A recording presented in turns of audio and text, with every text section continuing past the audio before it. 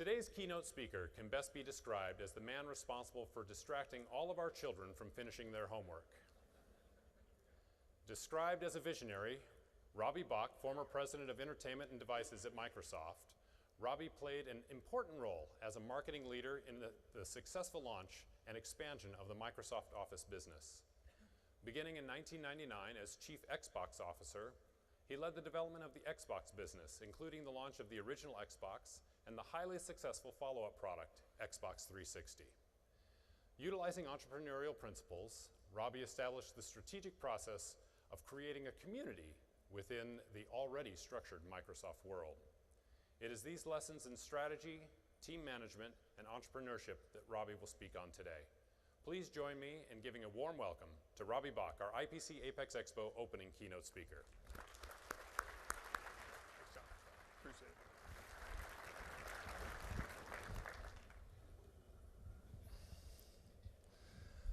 Good morning, everyone.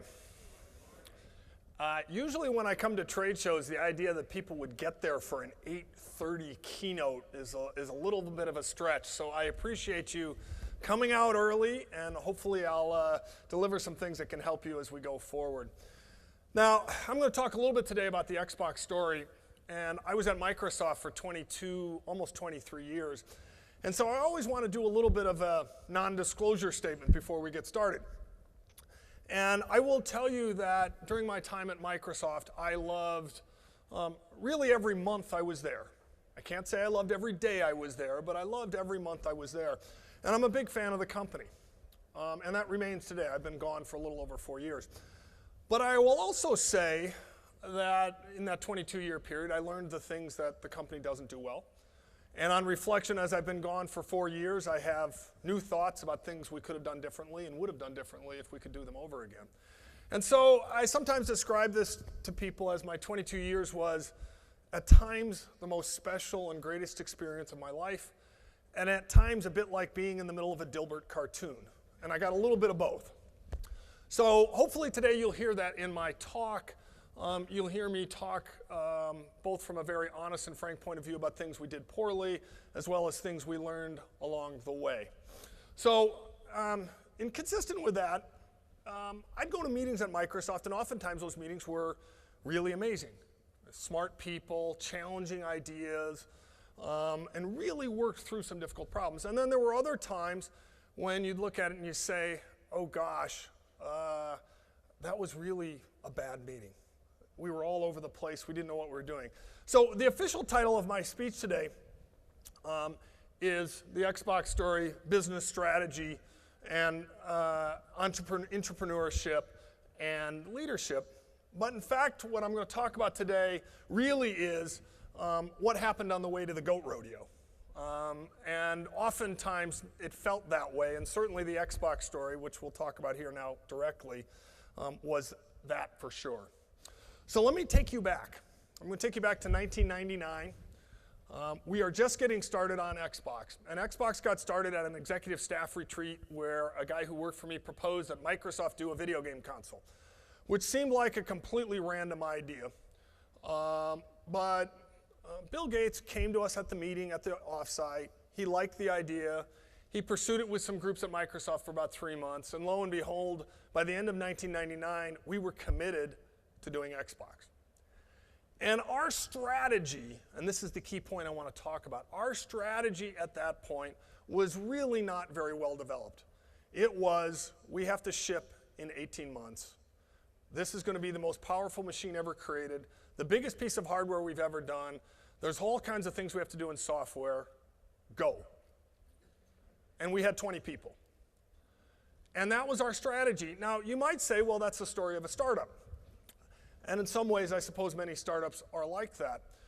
But my contention is that if you want to do great innovation, if you want to do new ideas, if you want to develop those ideas in a rich way, you have to have great strategy. And you actually have to have thought through the strategy in a way that is disciplined, that people can understand. So let me tell you what happened with the original version of Xbox.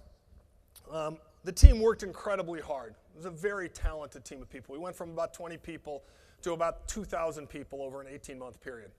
And we collected people from the Windows team and from the networking team and from our little mouse and keyboard team that did hardware. We hired people from outside in the gaming industry. We slammed us all together in a little facility, and we produced the first version of Xbox. And that product launched on November 15th, 2001. It was 7 days late, so we felt pretty good about that. And it worked, which we felt even better about that.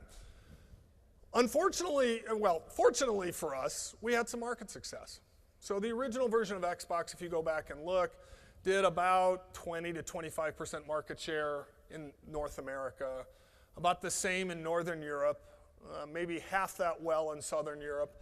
And in Japan, we had negative market share. There was about a 6-month period where more product was coming in than was going out. So we weren't successful in some markets, but generally, pretty good success.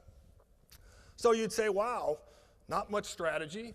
Who needs strategy? You guys got a foothold, you're ready to go. Unfortunately, the lack of strategy showed up someplace else. The original business plan for Xbox called for us to lose over that first generation, let's call it something like $1.5 to $2 billion, which is a staggering number when you think about it. In fact, depending on who does the accounting and what things you include and don't include, that original version of Xbox lost between $5 and $7 billion. So that to me is a failure. I mean, it's hard to call it anything but a failure, certainly from a financial perspective. So when I think about Xbox, I have this two sides to me. One, this amazing feeling that we did something we didn't think was possible, and we did it successfully and had consumers like it. And on the other hand, you have this $5 to $7 billion loss that as a business person makes me feel very bad. And certainly there were those who were shareholders, people on Wall Street, other people inside the company who said, gosh, this is crazy, it must stop. And in fact, they wanted it to stop in literally meaning stop. The team on Xbox says, yes, verily, you're right, it has to stop, but what we're going to do is change the way we operate. And we're going to build a strategy, and we're going to take this business from its 20% beachhead and make it a market share leader, and we're going to make money doing it. And so this is where we get to a defining moment in that business, and we're going to talk specifically about strategy. The team went and did an offsite. And we said, we have to write down, for the next version of Xbox, we have to write down what we really want to accomplish. We have to tell people now, this is in 2002, what we want the product to look like in 2005. Because we're building new silicon for this product. So we got to start early. In fact, 2002 was probably late. And people need to know the foundations for what we're doing. So we agreed on this process, which we call 3-30-300. 3-30-300 meant that the management team, and in this case it was me, was going to write a 3-page document that told people all the basics they needed to know about what we were trying to accomplish. Think of this as sort of the Declaration of Independence for what Xbox is going to do. And then a group of people was going to write a 30-page document based on the 3-pager, which would describe in more detail what each part of the team had to do. And finally, the engineering team was going to write a 300-page spec for the product. So in fact, we did write a 3-pager, and I'll talk about that at great length. The 30-pager turned into an 80 PowerPoint slide deck, and the 300-page spec was probably closer to 3,000 pages. But in fact, the basic idea of writing in 3 pages, everything you think is important for strategy for the product, was an incredibly changing experience for the team and changed the direction of the business. In doing that, we use something which I now call the 3P framework: purpose, principles, and priorities. And the 3P framework focuses on these things because they are the essential building blocks you need to develop and communicate great strategy. So what's in the 3P framework? So the first stage is purpose. And a purpose statement is one sentence that defines what you are trying to accomplish with the project you're working on. Now, you will think, well, writing one sentence, that's got to be pretty easy. It turns out encapsulating what you're trying to do in one sentence is incredibly difficult. And in fact, the purpose statement we wrote for Xbox 360, the successor product to the original Xbox, was more like a long run-on sentence because we weren't very good at getting precise. But let me give you some examples of purpose statements that are precise. So Microsoft, when it started Bill Gates and Paul Allen had, they probably would have called it a mission statement. They certainly didn't call it a purpose statement. But they said that the company's job is to put a computer on every desk and in every home running Microsoft software. Now, when you think about that today, it almost feels old school. Think about that in 1975. That is a purpose statement. I'm on the board of directors of a company called Sonos that makes really cool wireless speaker systems. Amazing company based in Santa Barbara. And again, they don't think of it as a purpose statement, but I can go to any of their 1,000 employees and I can say, what's Sonos about? And they will all give me some permutation of putting all the world's music in every room in your house. That's a purpose statement. And so as you're thinking about your strategy, as you're writing your 3-pager for what your business or your project or in your personal life, as you're writing that down, think about what you be your purpose statement and try to write it. And you will find that you have to rewrite it and rewrite it and rewrite it until you feel like you get it right. And you also have to write it in a way in which you can remember it and in which other people can remember it. So that was the first part of our Xbox 360 3-pager, purpose. The second part is principles. And to understand the importance of this, you have to go back and understand the challenges we had with the first version of Xbox. The first version of Xbox, as I said, had some people from all over Microsoft. And for any of you who know Microsoft, Microsoft does not have a Microsoft culture. That just doesn't exist. When I joined the company, there were 2 cultures. There was the applications group culture, which is the guys who were starting Word and Excel and PowerPoint and other products. And then there was the systems group culture, which is the guys who were doing operating systems like Windows and Cairo and some other things that never shipped. So there were these 2 groups, and those groups fought with each other. It's so funny. In the press, people thought those groups were colluding with each other.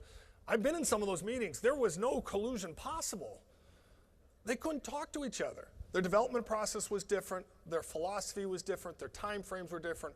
All the principles under which they operated were different. Now, take my job as the chief Xbox officer. I hired people from both of those groups. And by the way, we hired people from the Microsoft hardware team to make our hardware. That had a whole nother culture, as you might imagine. They were the only mechanical engineers in the entire company. So they brought a new culture. And then we had the joy of hiring game content people and people from the gaming industry. Now that culture is just a whole nother world. It's sort of like Comic-Con with digital things. And it's a very strange culture. And we threw all that into one group and we said, you have 18 months, go. So it was like running the United Nations. And it ran about as well as the United Nations. And I was about as effective as the Secretary General at leading that group. And so when it came to this second version of Xbox, the product that became Xbox 360, and we're writing our principles, we said, we have to establish for the team the way we're going to work. You only get 5 principles. If you have more than 5 principles, you are not a very principled person. So you get to write down 5 things that are going to be how your group operates and works together. I'll give you an example of operating principles. Did a lot of work during the Xbox days with Walmart and Costco, 2 of our larger retailers. I'm with Walmart at the Consumer Electronics Show. We have a dinner. One of their first principles comes out because I can't pay the bill. We had to split the bill, which is a little weird. We had 15 people and we're asking the hostess to divide the bill and figure that out. But Walmart, one of their operating principles is vendors can't pay for anything. Then we go to leave, and we have a couple of town cars, Las Vegas during CES, impossible to get around. We have a couple of town cars, pick up the Microsoft folks to take us back to the hotel. And we're driving down the road, and we see the Walmart team walking down the road. And this isn't on the main strip, this is behind the main strip. And we sort of scratched our heads, and I was talking to my contact at Walmart afterwards, and he said, well, we don't do town cars. And by the way, we share hotel rooms. Walmart's principle around lowest price every day is in everything they do as a company. If you've ever been to Bentonville and had the pleasure of going to the building they use for vendor meetings, it's a World War II bomb shelter, I swear. And I say this with pride for them because they understand what their principles are and they live by them. Costco is exactly the same way with a completely different set of principles. When we did things for Xbox, we'd have national promotions, particularly around the Christmas holiday season. But for Costco, we had to do something different because Costco has an operating principle that their members get something special when they walk in the store. And anything you buy in a Costco store, you are not supposed to be able to buy anyplace else. That's why you get 700 pounds of toilet paper in one package when you go there.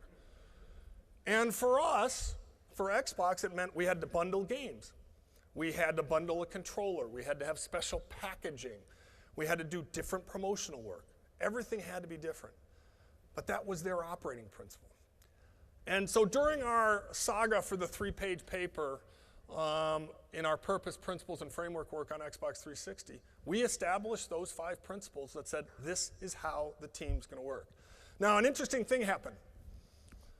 Several senior people on the team, when we got done defining those principles and they realized what they meant, said, I can't work that way. I don't agree with the principles. And in fact, one of my direct reports, it's a 20-plus year veteran at the company, decided to leave. And the next day he left. And that was really sad and painful for me because he was great at what he did. And having said that, it was the right thing for him to do. He couldn't operate within the principles we were establishing. He disagreed with the business principles we were going to work on and wanted to do things a different way, which I respected. And he left. And that hurt the team in the short term, but it helped the team in the long term. Because the team now became a team with a capital T. And we were able to do things together. Principles are incredibly important. Don't skip that step.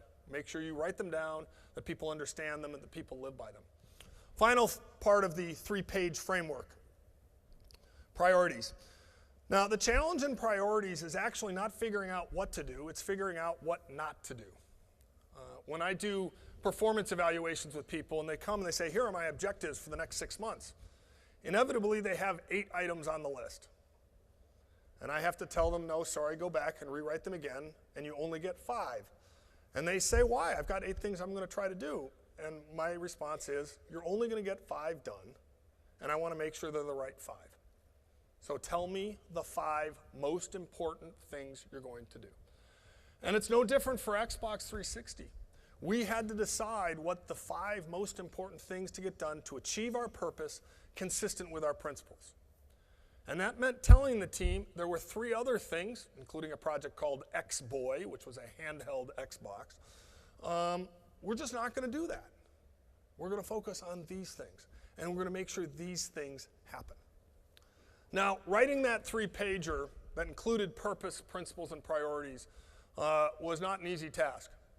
The first draft took about 4 or 5 hours. That got revised after one of those goat rodeo meetings with my staff. We had another goat rodeo meeting to do a further revision, and then the document was finalized. I still read that document today. And as the life cycle of Xbox 360 played out, I'm shocked at how much that document changed the way we did work and how much it contributed to the success of the business. So Xbox 360, basically the same team, operating under a new strategic framework, is a business that we went from something like 23 million consoles, and I think they just passed 80 million Xbox 360 consoles. Business went from about 20% market share in some markets to a little over 40% market share worldwide. It was the #1 selling console in that generation. And it made the company billions of dollars. And my reason for pointing that out, sure, there's a little bit of pride of what myself and the team were able to accomplish. But I will tell you that having strategy enabled innovation. It's the thing that enabled us to do great things. It took away all the clutter and all the lint that gets in the way of doing amazing things and brought great clarity to the team. It pushed decisions way down into the organization so that things could happen quickly and that decisions actually got made. So as you think about the work that you're doing, and by the way, this works in your personal life, in your professional life, it works in all types of places. Think about that 3-pager and the 3P framework and think about what it can accomplish for your business. So that's the first part of what we learned during the Xbox story. That's Xbox and the 3P framework. The second part I want to talk about is something I call entrepreneurship, or otherwise known as innovation within the mothership. And in many respects, everything I'm going to talk about today is about enabling innovation. And I think a lot of people, when they think about big companies, think, gosh, it must be difficult to innovate. They look at Microsoft and they say, how did Microsoft come up with Xbox? You know, it's a big company, doesn't move super fast. How did they make that happen?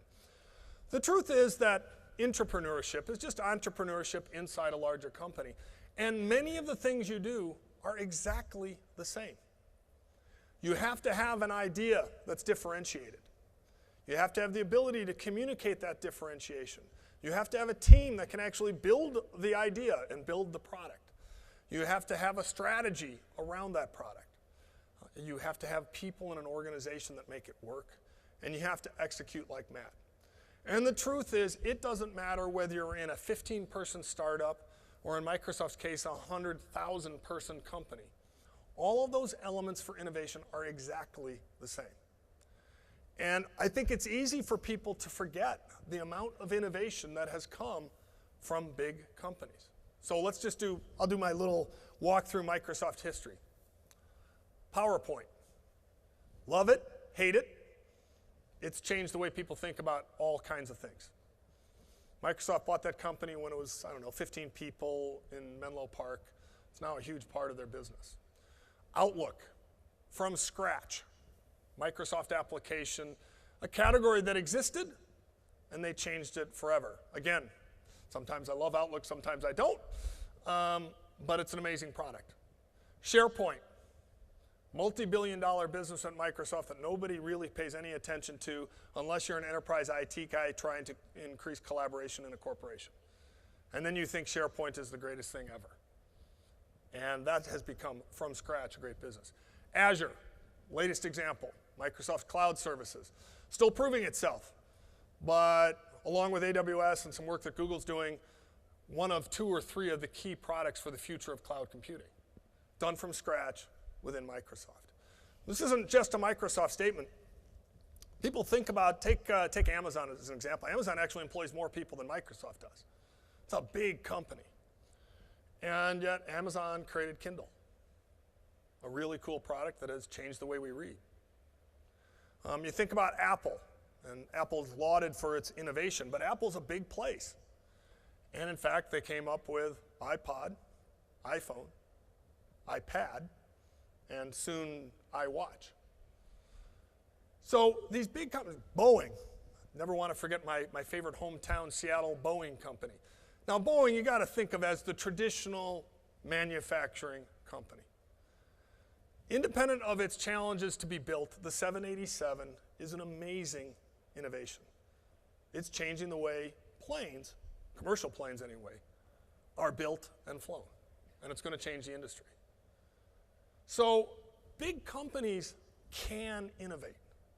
And the processes you use, the 3P framework being one of them, are the same whether you're a big or a small company. And so entrepreneurship to me is something that's possible, it's something that's valuable, and it's something that everybody in this room can get behind if you want to innovate. Now, I will point out that there's a couple things that are different when you're doing entrepreneurship. If you talk to anybody who is a startup CEO or founder, the number one thing they tell you is, gosh, I wish I didn't have to spend so much time raising money. If I could only stop raising money, I could actually build a product. I've heard that saw probably 20 or 30 times. And the fact is, that's just true. Startup folks end up having to raise money all the time. They're constantly raising money. Now, for me, at Microsoft, some shareholders would say, sadly, I did not have that problem. I did not spend a lot of time raising money. Unfortunately, I spent a lot of time losing money. It was more what happened at the beginning. And so that's a difference. I could spend my time on the project, on the product, with the support of a bigger company. And so this is a place where doing entrepreneurship is actually a huge benefit to the team if you do it right, because the resources are there. Now, the second thing that's different in these entrepreneurship scenarios is that you have assets that already exist. When you're a startup company, you have no assets. You have no desks. You have no offices. You have no code.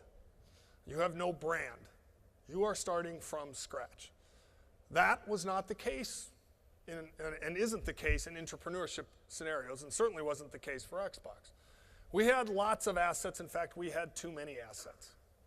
So to give you some examples, we had the entire Windows operating system code tree. And the Windows team wanted us to use it. And we said, verily, that's a good idea, and we probably ended up with 1/1000% of the code base in Xbox. A very important part of the kernel, I'm sure, but a small part. So in entrepreneurship cases, you got to be very careful which assets you want to use. Let's take the brand asset, Microsoft. You know, people would say, well, gosh, that must be a huge advantage for you. You don't have to build a brand. The answer, wrong.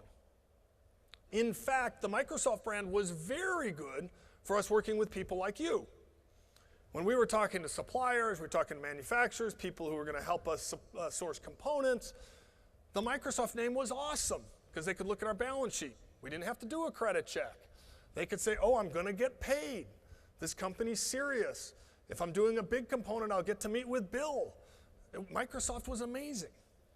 Now go to E3, the gaming show. Microsoft is a curse. They're the productivity company. This is a gaming show. We don't want products from Microsoft. We want products from something else. Electronic Arts or Activision or Sony or Nintendo, both of which had brands that were more about entertainment. And so, in fact, we had to make the difficult choice in the first version of Xbox to not use the Microsoft brand at all. So, in fact, the words Microsoft do not appear on the original Xbox. Nor did they appear in our packaging, nor did they appear in our advertising, nor did they appear anyplace else. And we made that choice consciously and had to build the Xbox brand. And then later with Xbox 360, we brought it back to Microsoft as an asset for the company and as an asset that was able to take some benefit from the Microsoft brand at that point. Once gamers liked Xbox, the fact that it was made by Microsoft actually became a little bit of a benefit because they knew we were going to spend money and stay in the business and keep at it. The third thing that you have to think about in entrepreneurship scenarios is you have to make sure as a leader that you're doing the right things. I talked about startup guys having to raise a lot of money. That's not what I did. What I had to do as the chief Xbox officer was prevent others from getting in the way. And I did a lot of work inside the company making sure that the runway was clear for the team to actually go get their work done. And all of this was well-intentioned work, but the Microsoft corporate marketing team would want to come and say, hey, we'll do your PR for you. And with all due respect to the people that did the PR for Microsoft Corporation, they were enterprise PR agencies. They didn't know how to work with Electronic Gaming Monthly. And so my job was to keep those people away and say, no, Xbox PR team, go hire your own agency. And in fact, that's what we did. Same thing with advertising. Microsoft ads do not have things that blow up. It's a common principle across the Microsoft advertising business. In Xbox advertising, everything must blow up. That's just a principle we had. So we had to choose our own advertising agency. And so my job, in many respects, was to manage across and up in the organization to convince them, A, that we knew what we were doing, which wasn't always so easy, B, to tell them when we needed help, and C, to make sure they understood when we didn't want any help, and to allow the team to do what they needed to do. So when you think about those three things in entrepreneurship, or three or four things actually, first of all, many of the principles are the same. B, you got to think about what assets you have. C, you got to think about how you're going to raise money and what that means. And D, you're going to have to figure out what you have to do across your company to manage the process. Final thing on entrepreneurship. I think there is, in the startup world, this really exciting motivator called inspiration that drives startups. Somebody has a brilliant idea that they think is going to change the world, and they think it's hard, it might not work, but they're inspired to do it. Inside a big company, sometimes that's the motivation, but oftentimes the motivation for innovation is, oh my gosh, our goose is cooked if we don't do something. And it's much more about necessity than it is about inspiration. And so if you're in an entrepreneurship scenario, make sure you understand what the motivation is. Make sure you think about not just necessity, but how you motivate people in a truly emotional way so that they can get things done. That's topic number 2, entrepreneurship. I want to proceed quickly to topic number 3 and talk about leadership. And when I think about leadership, I think of Mount Rushmore. Now, for those in the audience who aren't Americans, this analogy may not play fully through. But Mount Rushmore is a block of granite in South Dakota. In fact, it's in the middle of South Dakota. And the reason it exists is because somebody in the early 1900s wanted to create a tourist attraction in South Dakota. That's a true story. And what they did is they carved the faces of 4 great presidents in the mountain. Washington, Jefferson, Lincoln, and Teddy Roosevelt. So the question I ask you today when you think about leadership, if we were to add a 5th head to Mount Rushmore, who in the last 50 years would you add? And when you look around, some people are scratching their heads. You can get to maybe another Roosevelt. Franklin Roosevelt got us through the Great Depression and World War II. You got some people that will argue for John F. Kennedy. I would suggest mostly for sentimental reasons because his presidency never really finished, sadly. You have some people who argue for Ronald Reagan, a sentimentality of a different sort. And for me, I come back to somebody who's not a president at all. I come back to Martin Luther King Jr. If you ask yourself who's changed America the most in the last 50 or 60 years, the civil rights movement might be the movement that has changed America the most, and Martin Luther King Jr. might be the leader who changed America the most. And while you can easily argue that his dream has not been brought to full fruition, the country has changed in fundamental ways. And so the question before us when we talk about leadership is, what is it that makes a great leader? Why would I propose Martin Luther King to be on Mount Rushmore? Why is Abraham Lincoln on Mount Rushmore? And what does that mean for us each day in what we do? And how does it mean we can use that leadership skill to innovate? So let me shift gears a little bit. I think of leadership as having some interesting components. There's no recipe for leadership, but there are interesting components. The first of those components I think of as knowing your superpower. So every person in this room has a superpower. You have something that you are incredibly good at. Maybe it's a technical superpower. Maybe it's a leadership management superpower. Maybe it's financial capability and mathematical superpower. Maybe it's a people superpower. But you all have it. And so as you all think about being leaders, you have to think about what's my superpower and where am I great? I think of this like the Avengers. So some of you are Iron Man. Some of you are really smart. I suppose there's a few in the audience who are like the Hulk. I can't see them right now, but big and strong and powerful. I'm sure there are some Black Widows in the audience who are sneaky and stealthy and get things done before people realize they needed to get done. Now, all of those Avengers individually are amazing, but they're better collectively and better as a collection. And so the secret for you as a leader is understanding what your superpower is and then taking advantage of that. And as I talk in a minute, it's about surrounding yourself with other people who fill in the blanks in your skill set. So my superpower, here's a confession. I am not a technical person. I took one computer programming class my junior year at the University of North Carolina. We used punch cards. And the computer broke 3/4 of the way through the semester, so we didn't have to finish the class. That's a true story. So I am not a technical person. Another confession, I am not a gamer. I don't play games. I'm bad at them. I don't love games. What I do love is the business of Xbox and the amazing things that the business and the console industry brought. And I took my superpowers in business and leadership and management and built around them. So understand your superpowers. Make sure you know what they are. Second thing on leadership, great leaders understand where they're weak. And like the Avengers, complement themselves with people who have other skills. In my case, there were 2 technical guys who saved Xbox. One's a guy named Todd Holmdahl, who is the head hardware guy for both Xbox 360, Xbox One, and now the Microsoft Band. And then a guy on software named Jay Allard, who's just an inspirational genius when it comes to software and experience. Those 2 guys complemented the work I do. Let me compare it with our president's example from Mount Rushmore. I read a book called Team of Rivals. If you haven't read it, it's long, but definitely worth reading, Doris Kearns Goodwin's book. And in it, she chronicles how Lincoln won the Republican nomination for president, and he competed against 4 other guys, none of whom he should have beaten. But he did. And one of the first things he did when he was elected president is he invited all 4 of them to be in his cabinet.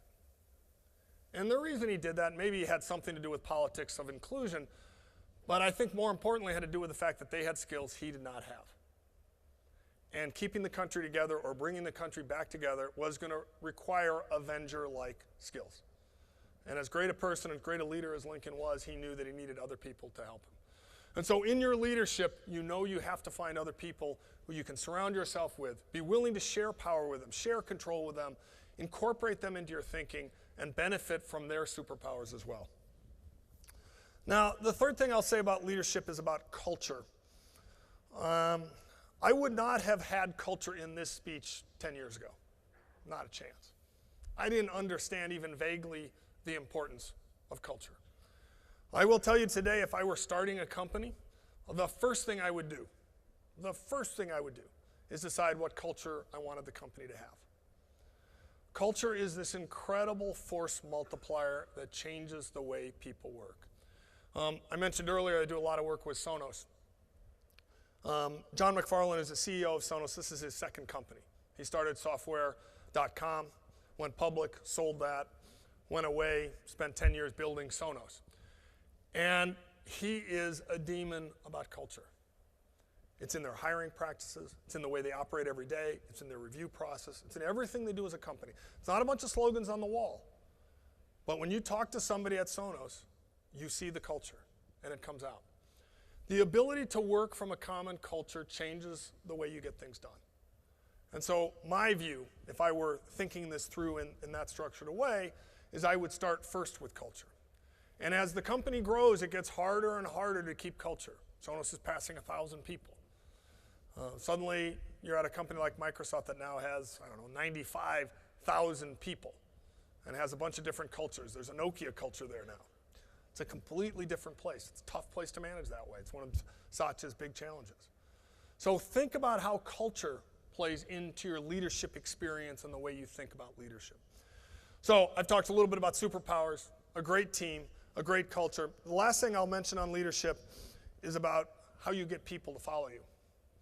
And there's lots of good attributes for leaders that encourage people to follow them. But I'm going to focus on one which I think of as respect. In World War II, there were at least two, probably more, great American generals in the European theater. Dwight Eisenhower and George Patton. I almost said Douglas MacArthur, wrong theater. And Eisenhower and Patton couldn't be more different. Couldn't be more different. Eisenhower was a diplomat. He had to work with the Russians and the British and the French and the Canadians to do the largest invasion in human history and do it well. And everybody had to have their role. Everybody had to be happy with their role. Everybody got to pick their beach. And he had to negotiate all of that. And by the way, manage his own generals who were chomping at the bit to get the work done. Patton, on the other hand, was a crazy man. He was a field commander, and he had one job and one job only. He didn't care how it got done. His job was to win. Now, both of those guys were great leaders. Only one of them was probably fit to be a president, but they were both great leaders. And completely different, but they had one thing in common. The people they worked with and the people who worked for them, the soldiers in their units, respected them. They didn't love him. Patton's troops didn't love him mostly, but they respected him. And so as you think about leadership and complementing your leadership skills, think about respect as a way to build teams and to get people to follow you. So that sort of wraps us up on the formal part of my talk. And to just sort of summarize things, I think of innovation as being one part strategy, one part thinking about entrepreneurship, and one part thinking about leadership and how you build teams. And if you wrap all those things together, you can do very innovative things. Now, I've put a slide on the screen here that says civic engineering. It's got my website, my Twitter account, and my LinkedIn account. The reason that's there is everything I just said today in my professional life now, I am doing in the civic space. So I'm working with nonprofits, I'm working with government agencies, I'm working with governments themselves to try to take the principles I talked about, in particular the 3P framework, and build that into the work they do, because we deserve better as citizens than we're getting today. And the book that you see there will get published in a couple of months. It takes the story of Xbox and reframes it in the context of corporate and civic renewal and how you can build that using some of the tools I talked about today. So with that, I'm going to open this up for Q&A. So there should be some mics roving, and if not, I'll repeat questions. But somebody needs to be brave and ask the first question, and then we'll get rolling. We have somebody. Perfect. Great. Here's a mic coming to you. Thank you. Thank you so much for a great presentation. This is a technical forum, so let me ask you a technical forum. Xbox was a disaster when it came out. It has $1 billion in warranty, and Sure. there was a lot of manufacturing issue with Xbox. So can you share with us what was the root cause of the issues and lessons learned? Sure. It's actually a great story. So let's distinguish which parts of the disaster we want to talk about, because there's many parts to talk about.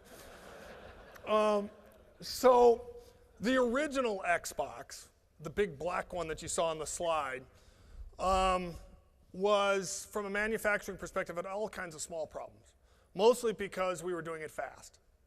And speed is good, but speed can kill. And we never had any major warranty issues on that version of the product, but I will tell you the manufacturing team fought for 5 years to keep that product running smoothly in the factory. It was not designed, because we didn't have a strategy, it was not designed for manufacturability. It was not designed for cost reduction, which is why we lost $5 to $7 billion. So that's not a technical answer to your question, but on that first version of Xbox, the disaster was the P&L.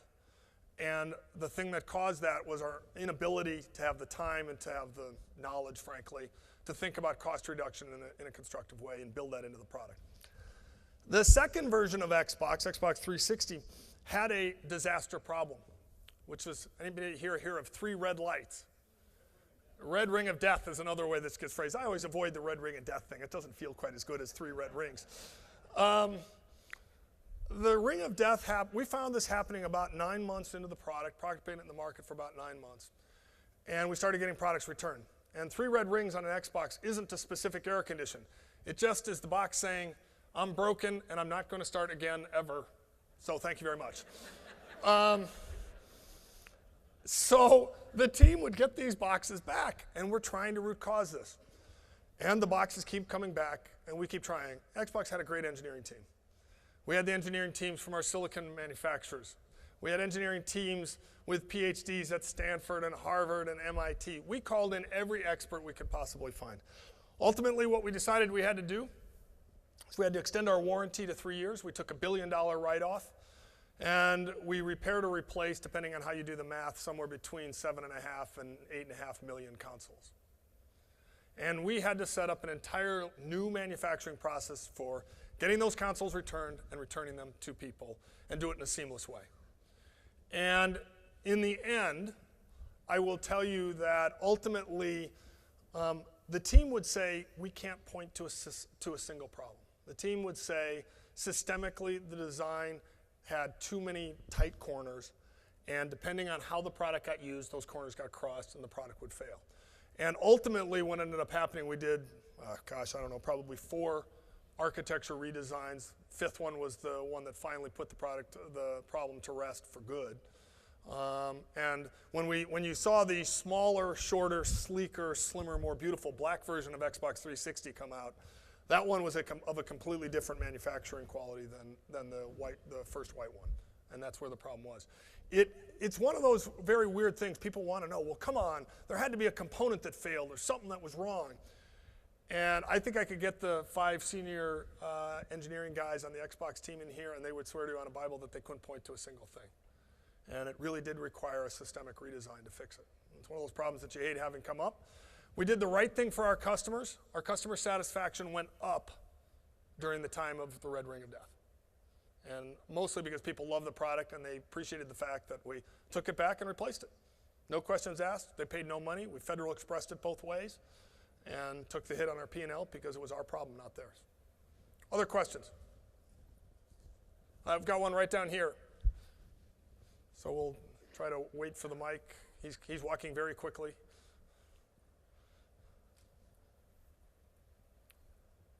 Sure. Excuse me, can you explain us about your superpower? So it's a good question.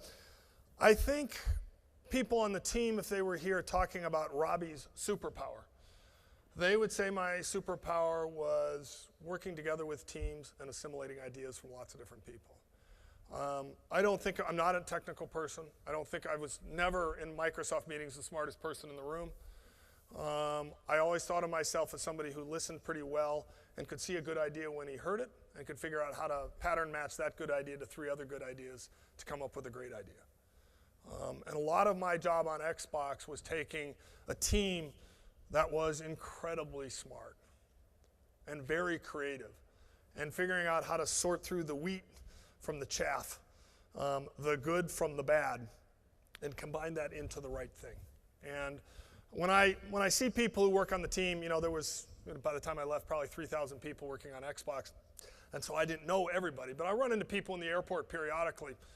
And they will all, almost to a person, say, hey, Robbie, my name's Frank or Jane. I worked on Xbox. I just wanted to thank you for the great job you did leading us and how much I respected the way you did it. And that's why I come back to respect as an important leadership thing. There are, for better or for worse, a number of leaders in our tech industry who are brilliant, but who don't necessarily have respect of their employees or of other people in the industry. And I think that's too bad. I think it's a lost art. I think it's an incredibly important one, and one that ultimately helps you get over other kinds of problems and other shortcomings. I had a question up here in the front.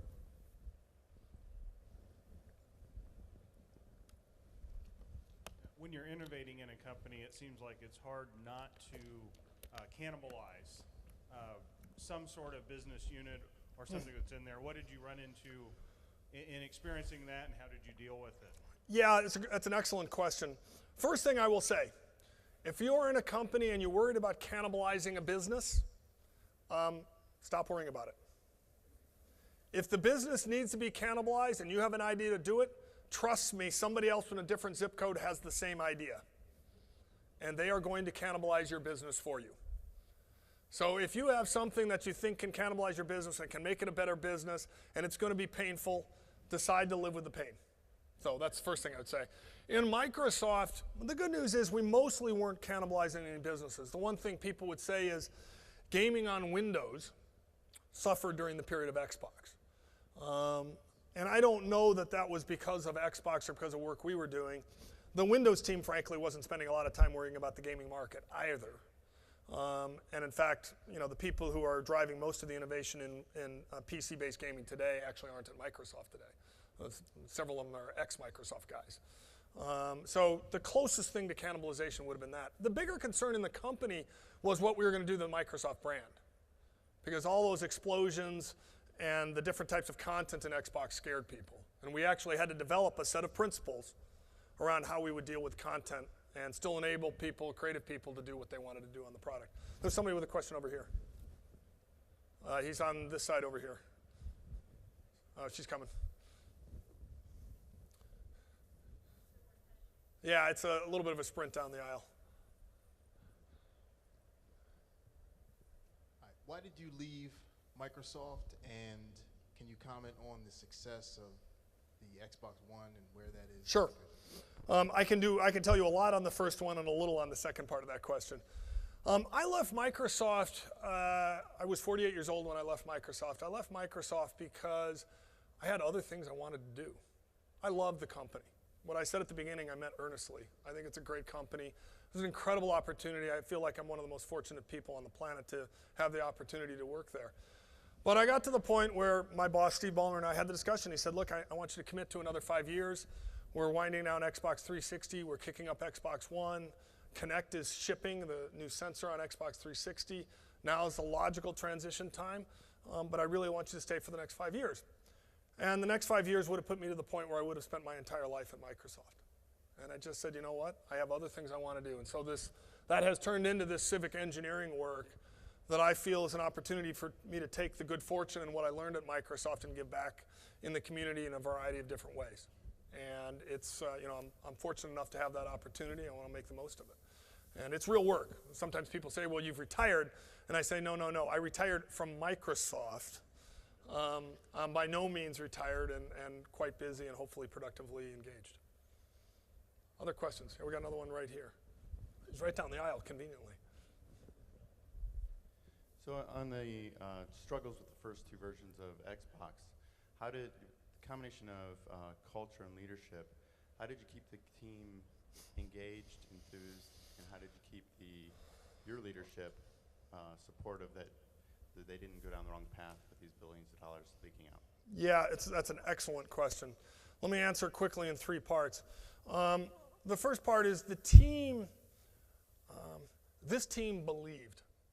I always tell people there's 3 things in life that you have to have. You have to have faith, you have to have perseverance, and you have to take advantage of serendipity. This team had faith. The Xbox team were true believers from day one. A number of them were leaving Microsoft when Xbox started. They decided to stay to do it.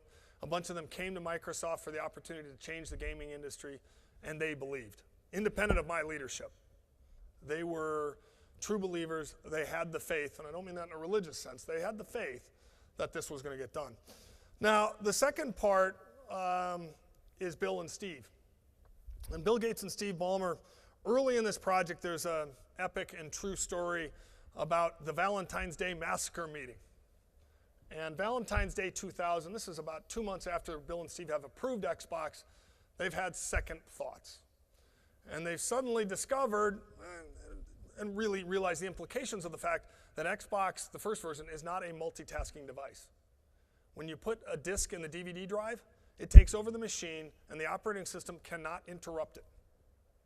That is a new concept for Microsoft. And Bill and Steve weren't sure. And we had this epic 3-hour meeting arguing about why we wanted to do it that way and why we couldn't make it a general purpose operating system piece of hardware. And the team said, that will not work. We said, well, then let's not do it. And they said, no, we have to do it. And at the end of that meeting, Bill and Steve said, we're done arguing. We're going forward. We're going to trust the team. And Bill and Steve never wavered 1 second from that. Not once. And I think they both get lots of credit and also lots of criticism for things they've done at Microsoft. I will tell you that without their personal commitment and their willingness to bet on a team, none of this happens. To your third question, how did I sustain my leadership? The truth is I came and in fact did submit my resignation letter about 2 months before Xbox launched. It was the most painful leadership experience for me in my life. And I am a strong person. I have a lot of fortitude. I cared about the people in the project, and it was destroying my personal life, and the team was impossible to manage, and I was hugely frustrated. And through the intervention of my boss at the time, a guy named Rick Belluzzo, who's a great guy, he told me, he said, look, this is the project you need to do. We need to help you do it. And so he helped me and got me some help with some other people. And I stuck it out. I took an 8-week sabbatical after the product launched and came back to do what was for me the best 6 or 7 years of my professional career. And it's a lesson for me in perseverance. I mentioned that word before. It's a very, very powerful thing. And it just tells you doing this stuff's not easy. And you're going to have moments of self-doubt for sure. Last question. Do we have one final question? I'm getting we have time for one more question signal. Yeah, how do you see... Where are you? I'm over here. Okay, got it. Yeah, sorry. How do you see the whole gaming console industry changing the way people watch TV? Because I know that a lot of gaming consoles are supporting a lot of different TV feeds. People are really getting frustrated with cable companies, satellite companies, and so on. Yeah, I'd tell you this. The gaming industry is not the gaming industry, or the console industry is not the console industry really. It's an interactive entertainment industry now. And I think television is going to be a part of that. Music will be a part of that. The connections between the genres of entertainment are getting smaller and smaller and smaller. The distances between them are getting smaller and smaller and smaller. And the challenge, of course, in the TV space is you have these other sets of players called the cable and satellite guys that also have designs on creating that integrated experience. And increasingly, that's a complicated ecosystem. People talk about Apple doing a TV. And one of the challenges for Apple is they have to jump into that messy ecosystem. And it is indeed a very messy space. So I think the video game consoles are here to stay as things connected to your televisions. I think the idea that people are going to build things into their TVs is real, but I don't think the television industry as a whole has the skill set to actually do all of the software work required there, and I think having a connected device is going to be an important part of that future. With all of that said, the console gaming space is changing quite rapidly. There's actually probably more gaming going on the PC today and on your phone than there are in video game consoles. It's not that that industry is bad. The console industry continues to grow. But the fastest areas of growth today are in PC gaming and in mobile gaming. And it's a different ecosystem with mostly different companies, which is an interesting thing. So I'm going to wrap up. I want to thank you very much for your attention this morning, and I hope you have a great show. Thank you very much.